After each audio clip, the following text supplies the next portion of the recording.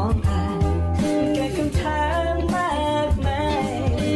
ฉันไม่รู้และคงไม่แน่ใจรักไม่รักใจที่เธอเป็นแค่แบบไหนมันยังคงไม่ชัดเจนเธอกับฉันเราเป็นอะไรช่วยบอกฉันทีอยากรู้สายตาที่เธอนี่ให้กันมันหมายความว่าอะไรเป็นแค่เพียงอารมณ์อ่อนไหวที่คงหายไปเพื่อซ่อนความรักที่มีเอาไว้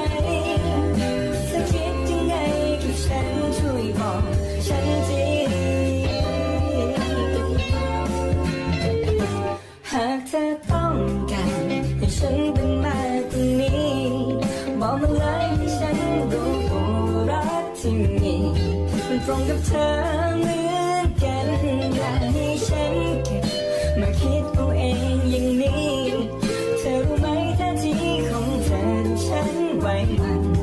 และสับสนเหลือเกินฉันไม่รู้และคงไม่แน่ใจรักไม่รักใจที่เธอเป็นคนแบบไหนมันยังคงไม่ชัดเจนเธอกับฉันเราเป็นอะไรช่วยบอกฉันทีอยากรู้สายตาที่เธอมีให้กันหมายความว่าอะไรเป็นแค่เพียงอารมณ์อ่อนไหวที่คงหายไปเพื่อซ่อนความรักที่มีเอาไว้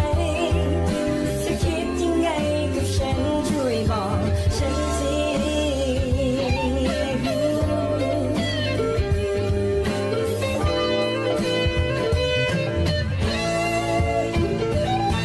เธอกับฉันเราเป็นอะไรช่วยบอกฉันทีอยากรู้สายตาที่เธอมีให้กันหมายความว่าอะไรเป็นแค่เพียงอารมณ์อ่อนไหวที่คงหายไปเพื่อซ่อนความรักที่มีเอาไว้